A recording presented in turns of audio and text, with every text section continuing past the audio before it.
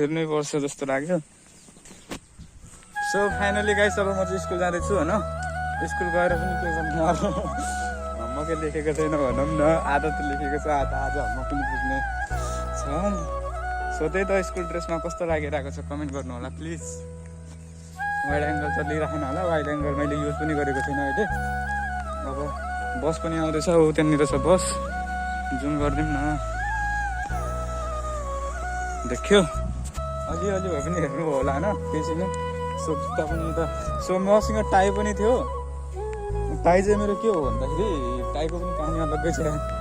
स्कुलमा अब होइन क्लासमा बसेको थिएँ क्या म, क्लासमा बसेको बेला साथीहरूको क्लास ब्यागमा, साथीहरूको बेन्चमा मेरो ब्याग थियो। त्यति बेला नै मेरो टाई पनि गायब भइदियो। सो मसँग चाहिँ अहिले आफ्नो यो के आइडी कार्ड मात्रै छ, आइडी कार्ड पनि मैले घाँटीमा झुन्डाएको छैन, यता राखेको छु गोजीतिर, अहिले यता नराखौँ होला। सो अब चाहिँ मैले वाइड एङ्गल युज गरिसकेको छु, कस्तो देखाइरहेको छ नि। सो कमेन्ट गर्नु होला। अब चाहिँ बसै आएको छैन अहिलेसम्म।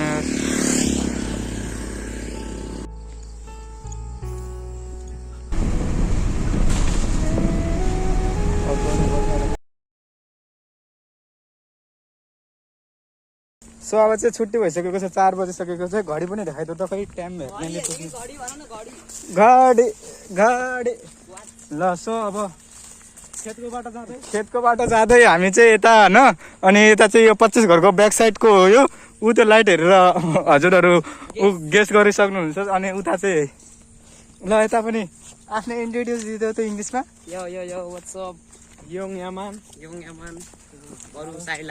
ल भयो, म पनि साइड लगाइदिएँ क्यामेरालाई। सो स्कुलमा चाहिँ अब भिडियो बनाउनु छैन नि त, त्यसैले पनि बनाउनु हुँदैन। अब मार्क्स पनि खोलौँ कि नखोलौँ भन्ने कुरा पढ्नको लागि बनाएको हो, भिडियोको लागि होइन। हामीले स्कुलमा एकदमै अनुशासन भएर बस्नुपर्छ।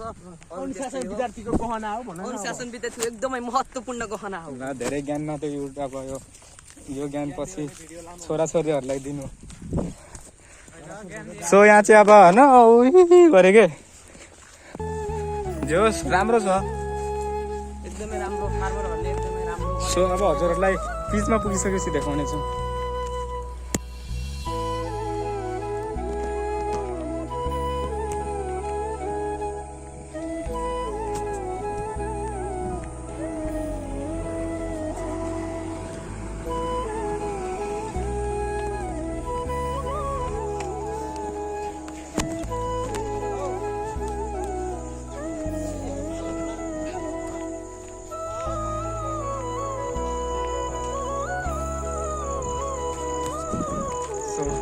म चाहिँ साथीहरूलाई केटाहरूलाई बाई बाई गरेर घर पुग्नु थालिसकेको छु। अब मास्क खोलिदिउँ कि नखोलिदिउँ, घाम भइरहेको छ, मैले नै खोलिदिउँ।